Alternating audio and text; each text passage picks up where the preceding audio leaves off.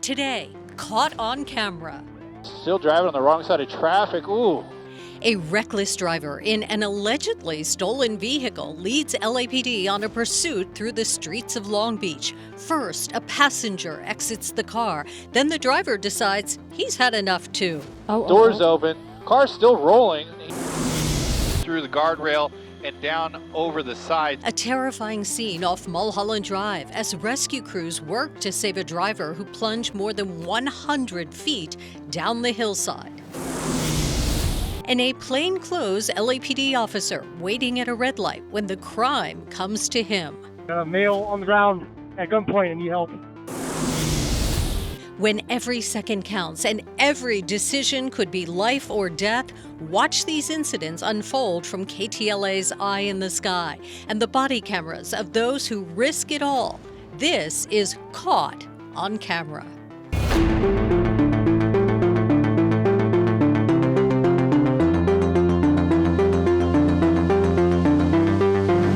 Yeah, back on the right side now, but certainly willing to use any means necessary to keep the car moving and not try and create some distance here from the LAPD. But yeah, they're not falling for that. Okay, LAPD making a smart move there. Going to stay on the right side of traffic, just kind of go parallel with this guy. So another red light there. You can see just about everybody is stopped there at that intersection. So some good news there. It's September 20th, 2024. LAPD is in pursuit of a gray hatchback believed to be stolen. The chase began after a traffic stop near San Pedro. The driver moving to the 710 and 405 freeways before returning to surface streets in Long Beach. KTLA Sky 5 is overhead as the sedan powers forward, but not everyone wants to be inside that fleeing car. We got a door open here on the passenger side. Oh. Okay, kicking it open here. Let's see, what is this person trying to do here?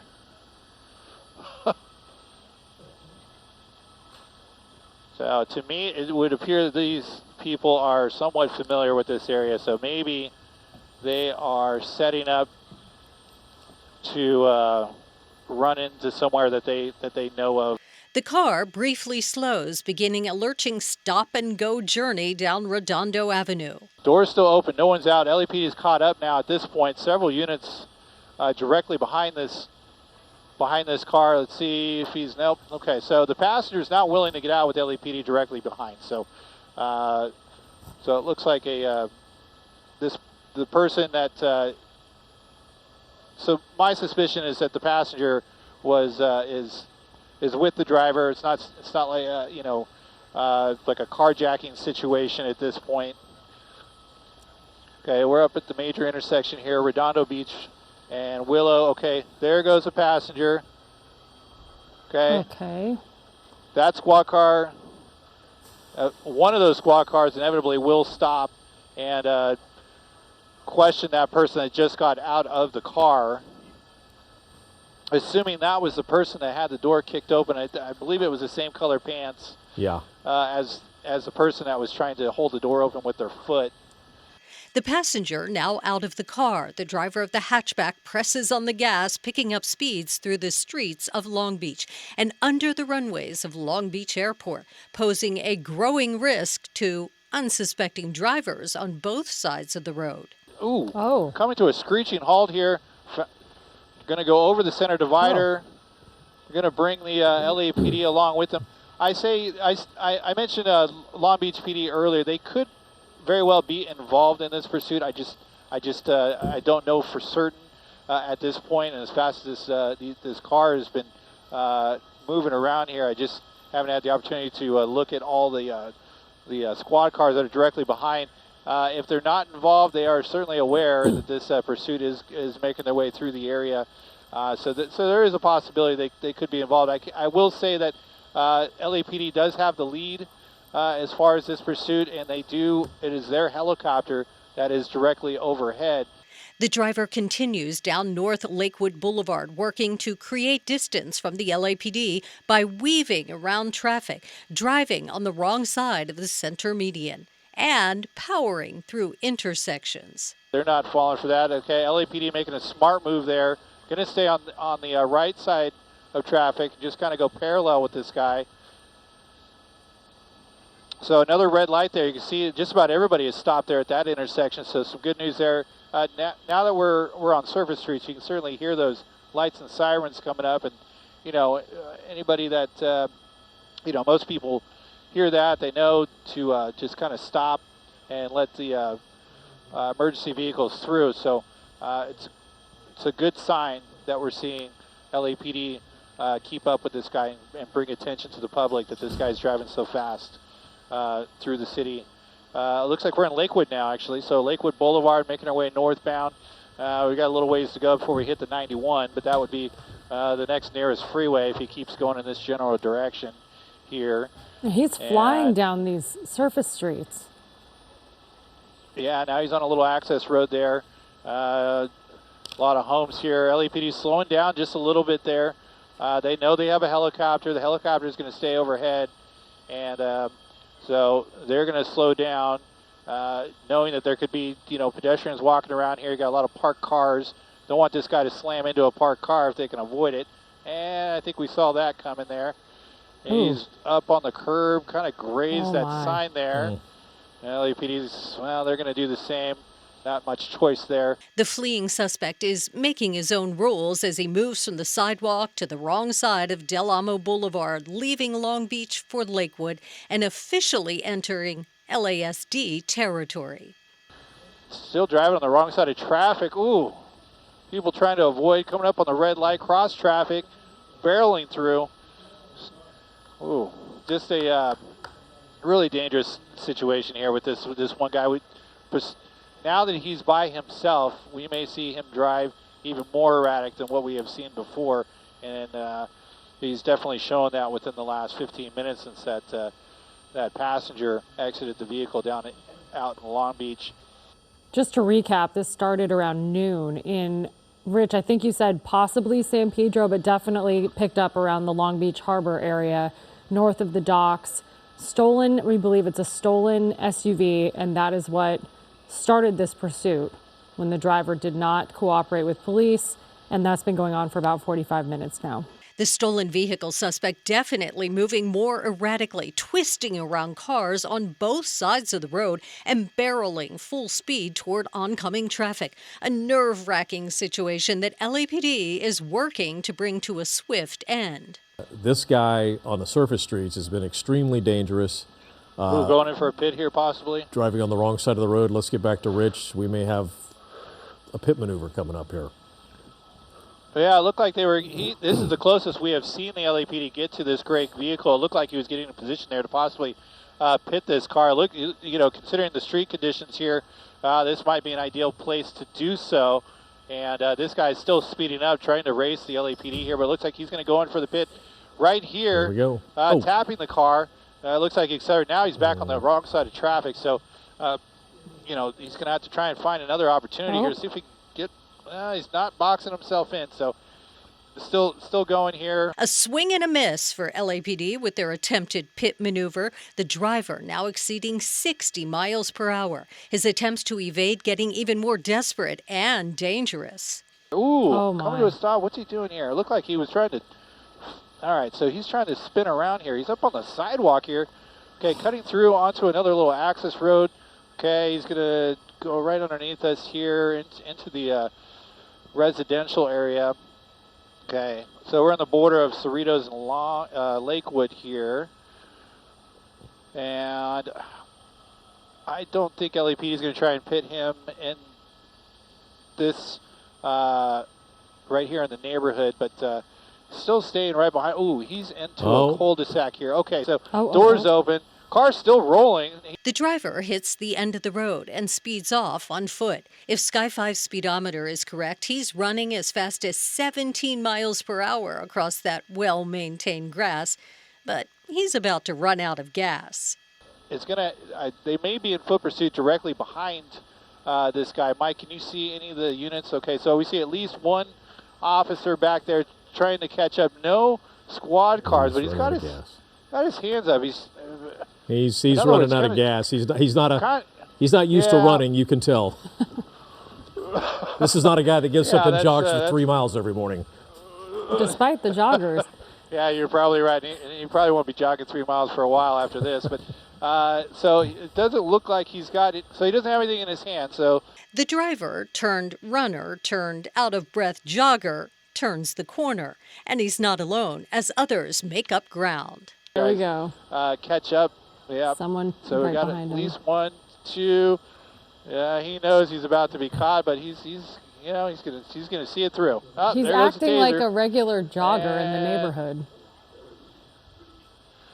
All right, so they got him down on the ground here. It looked like the officer pulled a taser for a second, but it looked like he was ready to give up just before the officer had to use the taser. But certainly the officer had it in his hands and was getting ready to use it if need be. But there you go, on the sidewalk here in this residential area of Cerritos. They're hooking him up, and he's going to be off to jail.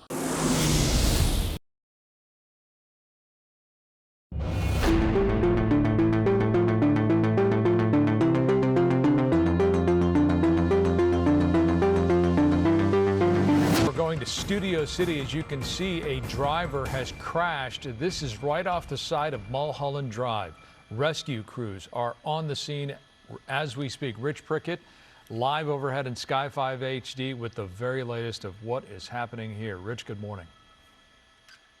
Frank, it sounds like firefighters were just now able to get the driver out of this vehicle. As far as we understand, it's just one person that was in the car, possibly a woman that was driving this black SUV. Let's widen out here and show you. There's Mulholland Drive. Firefighters are saying it was about 150 feet down, but that just kind of gives you an idea of how far off the road this car went. We can push in here, see some damage here to the guardrail. So it's possible this car just went around the corner too fast, went through the guardrail and down over the side. So firefighters have been here for about 30 minutes. You can see those ropes that they are tying up to the vehicle to better secure the SUV, keep it from toppling over any further than it already has. And they have had to use various pieces of machinery to try and cut away some of the roof to free the person from the car. As far as we understand, that person's in stable condition, or at least still alive. They could possibly just put this person on a litter basket and rappel them back up to Mulholland and transport them via ambulance. We do know that there is a fire helicopter that is also in vicinity. So we haven't heard of them doing a hoist operation, at least at this point. We'll see overhead and keep you posted on this, but one person just now being freed from a car that went over the side of Mulholland Drive near Skyline. Live in Sky 5, Rich Prickett. Send it back to you in Hollywood.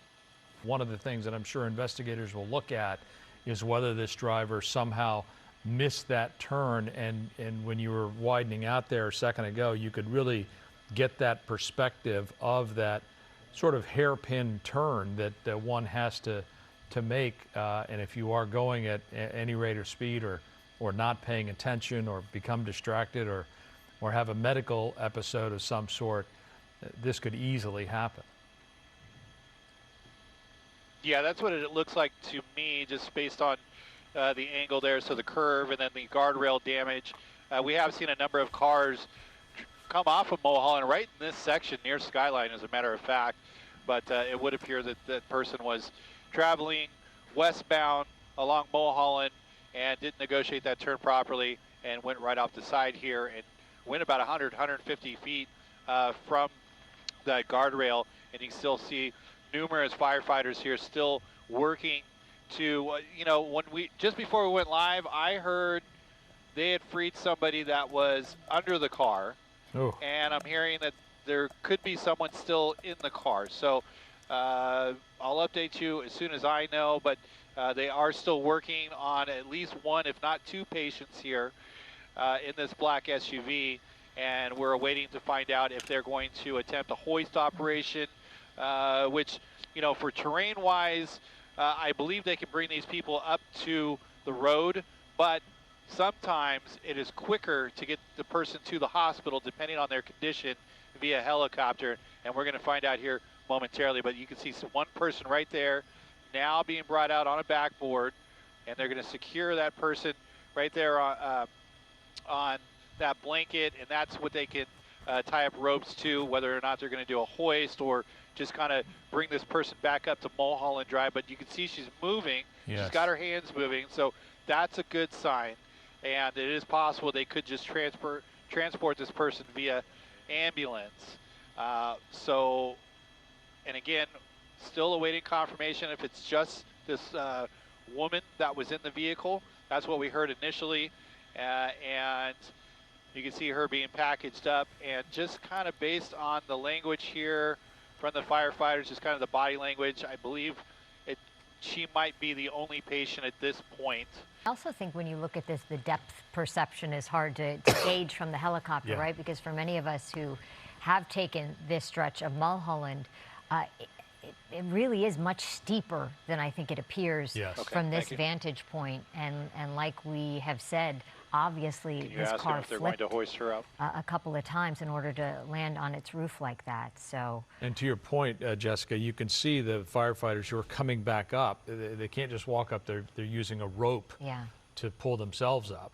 It is that steep. But it's not a rappel sort of down a cliff situation. You can walk, but they're having to have the assistance of that rope just to pull themselves up. Of course, all these firefighters are, in fact, weighed down by their turnouts. Rich, it does look like some of the non-flight crew folks are moving to the side, and we now see the helicopter moving into place. Yes, they did request a helicopter to come back in, so at the least that helicopter will be picking up his rescue workers that were rappelled down earlier on, and the radio chatter has kind of calmed down, so we're not hearing as much chatter. So I can't say for sure if the driver of that car is going to be airlifted. And here we go. Let's push in here. There is one of the rescue workers. That was quick. So one rescue worker now going into the back of City Fire Helicopter 1. And we'll see if that rope comes back down to pick up. We saw 2 rescue workers down there earlier. So we'll see if they're going to pick up the other rescue worker and bring that patient along. And we'll go back down to where the car rolled over and see if there's any movement here with the driver. At this point, we believe it's just the one person, the one woman that was pulled from that black SUV, the driver. We have not heard about another patient or anybody that's maybe trapped under that car or anything like that. They're obviously is done with the rescue effort of this emergency, but we're not hearing about any additional patients at this point. And you can see the sign there from the rescue worker that was on the ground, just kind of tapping his helmet, letting them know that he's ready for that line to come back down. We'll try and get a little tighter here overhead, but also trying to listen up to the pilot kind of communicate here to see if he's going to give us a little more details as far as if they're coming back in to pick her up. But here, we'll widen out here as we look at the helicopter coming back into place. You can see just how steep that turn is, where that car went off and the guardrail damage and all the emergency personnel here. Firefighters, urban search and rescue, all here for this rescue that started. They got the call at about 7:20 this morning, and right now at this point, hey, Rich, it's looking like they're going. Yes. We have someone on from LAFD, so if you could just stand by for us, and we'll talk to Lindsay Lance from LAFD. Lindsay, thanks for joining us. We are witnessing a tremendous rescue, a complex effort underway involving your folks. Can you tell us what we're seeing here? Yeah, absolutely. Right now, we are going to hoist that patient. She was able to tell us when our rescuers got down there that she was indeed the only person in that car. So we're getting her up. She's going to be flown directly to a local trauma center by that hoist ship. And then our heavy rescue folks will stay on scene to get that car pulled out of the cliff. And Lindsay, we didn't really get a sense of exactly what time this accident occurred and when the call came in to LAFD that an accident had taken place on Mulholland. Yeah, so we got the call around 7:20. We don't have confirmation at this point exactly when she was involved in the accident. We don't have information about the circumstances there, but we were on scene within a few minutes and got our rescuers down there pretty quickly. The first rescuer down to her was the paramedic out of our air resources, confirmed that she was stable and talking. And then we got our ground resources down there quickly as well to stabilize the vehicle and begin extricating her out of it. And as we watch that helicopter leave the scene there, remarkable work by LAFD. We thank LAFD Lindsay Lance. Lindsay, thank you so much for joining us this morning, giving us the information that you had. We appreciate it. Thanks, Lindsay. And thanks to our Rich Prickett and team in Sky 5 HD for an amazing job covering this rescue live.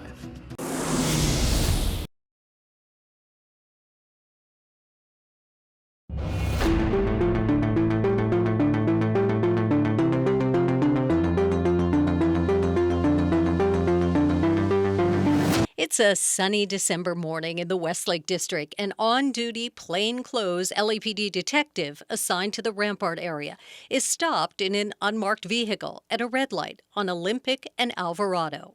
At that red light, a civilian dashboard camera rolls as a suspect armed with a knife makes his way across the street, chasing another man. The suspect chases the victim into the middle of the street. As they unknowingly approach the detective's black Dodge Charger, the chased man trips and falls to the ground.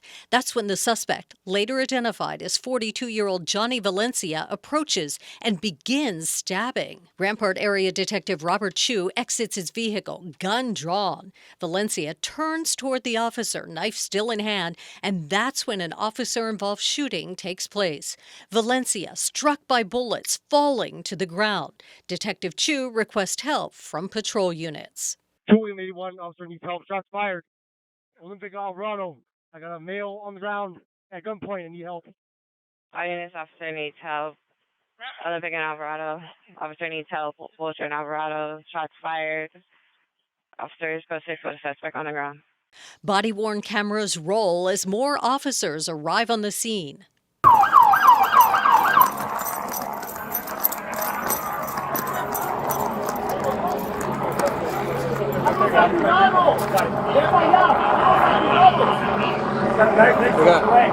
I'll hold that one. Got it. Hold this guy. Hey!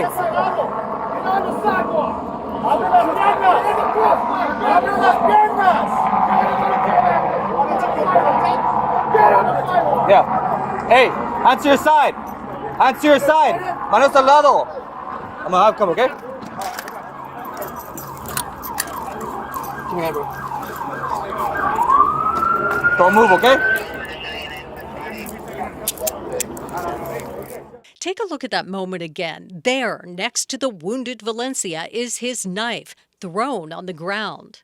Officers take Valencia into custody without incident, rendering medical aid until paramedics arrive. The bleeding is strong.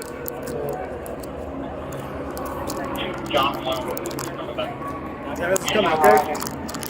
Huh?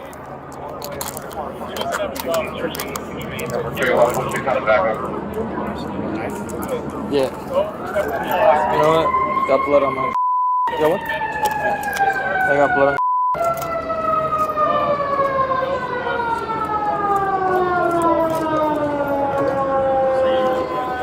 Valencia is transported to a local hospital to be treated for his gunshot wounds sustained during that officer-involved shooting. Medical staff determine he needs to be admitted for extended treatment.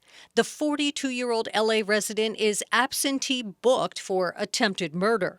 Days later, on December 4th, the LA County District Attorney's Office makes it official, charging Valencia with a single charge of attempted murder. But what of Valencia's alleged victim?